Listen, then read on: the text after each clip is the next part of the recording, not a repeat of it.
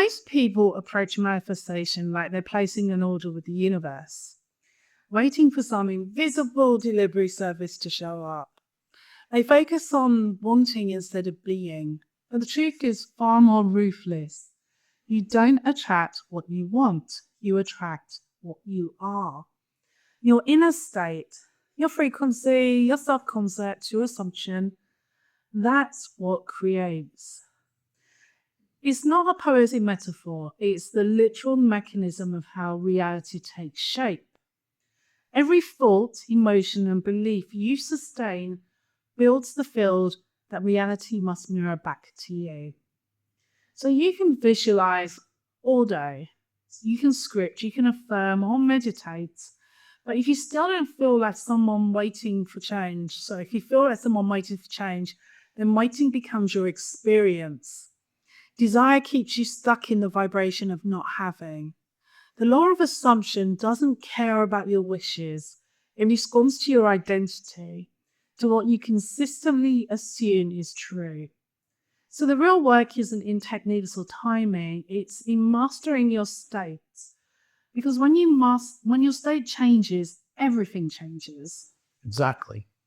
People think manifestation is about effort, about grinding out affirmations or forcing positive thoughts. But it's not about struggle, it's about saturation. You have to saturate your consciousness with the feeling of the wish fulfilled until it becomes normal, until it's no longer a practice, but personality. Neville Goddard called it living from the end. It's not a momentary visualization, it's a permanent relocation of identity. You stop trying to become and start being. The problem is that most people can raise their frequency for a few minutes, maybe during meditation or while listening to something inspirational. But the moment they look at their current circumstances, they drop back into the old state. They let the evidence of the 3D world dictate their assumption. And that is where the whole thing collapses. It's like trying to change direction while still pressing the accelerator of your old reality. You can't build a new frequency on top of the old self. The law of assumption requires you to abandon it entirely. Right, and that's the part most people resist. The abandonment of the old self. Because your old identity is familiar. Even if it's miserable, it still feels safe. It's the version of you that knows how to survive lack, rejection, struggle. But the identity that manifests effortlessly doesn't relate to any of that. If you want to live as a wealthy version of you, you just can't imagine having money. You have to stop identifying as the person who leads it. The assumption of I am financially secure has to feel as ordinary as breathing. That's why defining your target frequency is so important. What does it feel like to be fulfilled, secure, loved, accomplished? It's not excitement, it's actually a calm certainty.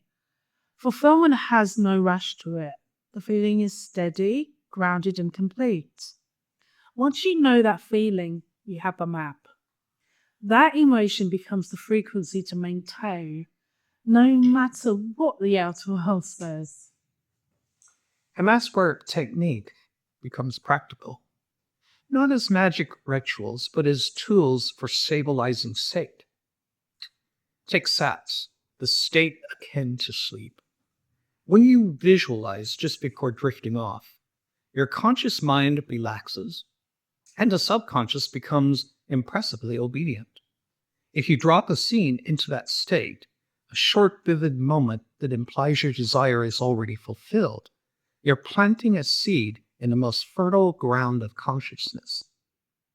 Then there's the mental diet, the day-to-day discipline. That's where most people fail. They launch themselves into a high state during a meditation, but 5 minutes later, they're checking the bank account and saying, it's not working. That's like watering a seed once and then digging it up to see if it grew. The mental diet means this. No contradicting thoughts allowed. You police your inner dialogue the way a warrior guards a fortress. The moment a thought of lack appears, you stop it, not by force, but by indifference. You revise it immediately. Cancel, I'm already provided for. You hold the line not because you're pretending, but because you're training reality to follow your new commands. And the key word here is sustained. Anyone can assume for a moment, but to sustain the assumption, to live there mentally when everything physical says you're wrong, that's the level of mastery where reality bends. Because physical world isn't stubborn, it's just a bit slow. It's a delayed echo of your dominant vibration. And most people keep rewriting their orders mid-delivery. They assume for a day, then contradict it the next. That's why nothing stabilizes. They never hold the same state long enough for that reflection to lock in. Think of it like a flywheel. Your current identity has been spinning in one direction for years, maybe decades. Every time you assume the new self, you're pushing in the opposite direction. At first, it feels like nothing's happening. But if you keep applying the same pressure, fault after fault after fault, reaction after reaction, momentum builds. Eventually, the old wheel slows, stops, and starts spinning the new way. That's sustained assumption in action. And when it clicks, it's quiet. No fireworks, no dramatic signs, just an internal shift where the new state feels more real than the old one ever did. You stop hoping, you stop waiting, and you start knowing. That's what separates conscious creators from wishful thinkers. One lives by proof, the other lives by conviction. The world keeps teaching people to trust the process, but real mastery means being the process. When you sustain the assumption, you no longer chase synchronicities or ask for validation. The world rearranges automatically. That's why Mandela, Edison, Rowling, all the greats lived this principle, not as metaphysics, but as a mental law. They refused to let facts bully their assumption. Their outer world screamed contradiction, yet their inner state stayed loyal to the vision, and eventually reality had to surrender. Let's break down what sustained assumption really requires. Emotional maturity. Because most people think they have a manifestation problem, but what they really have is a reaction problem. They react to 3D circumstances as if those circumstances are final. They give authority to the present moment instead of using it as raw material for transformation. You can't claim to be a conscious creator and still let circumstances dictate the state. A spiritual weakness disguised as logic. The disciplined creator maintains internal authority. They decide what is true, and reality obeys. But this isn't about forcing fake positive thinking. It's about refusing emotional collapse. You don't deny what you feel, you just redirect it. You train the mind the way an athlete trains the body. Repetition, correction, consistency. When you fall out of state, you don't spiral, you just return. And every return strengthens the assumption. Every correction builds mental dominance. This is the true meaning of faith. Not blind belief, but a disciplined refusal to betray your chosen reality.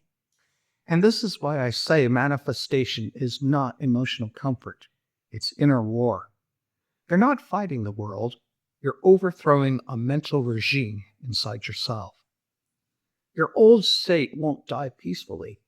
It feeds on doubt, on triggers, on logic. It will try to convince you to give up because it needs your attention to survive. Every time you repeat the old story, Every time you say it hasn't happened yet, you are feeding that identity. The law of assumption is simple, but it is not casual. You are replacing your dominant inner narrative. That takes priority over everything else. When thoughts of lack appear, you don't ask, why am I thinking this? You simply refuse to continue thinking it. You choose again. That's how identity shifts, not by affirming mechanically, but by sustaining a different reaction to life. When something challenges you, you respond from a new state. You act as the person that you have decided to be. That's assumption in motion. Let's go deeper. The state you consistently occupy controls your self-talk, your reactions, your habits, your decisions, and therefore your destiny. Think about money. If you're still reacting to bills with panic, then it doesn't matter how many affirmations you do before breakfast. Your dominant state is still lack. And lack will keep showing up until you rewrite that emotional response. It's exactly the same with relationships. If you hold the state of abandonment, you will filter every experience through fear. Even loved one feels safe because your state is trained to search for loss. Shift the state to inner security, and love begins to stabilize, not because the world changed first, but because you did. Identity is magnetic. That's why Neville said, assume the feeling of the wish fulfilled. Because once you install the identity, the desire becomes irrelevant. It's already yours. You're no longer manifesting.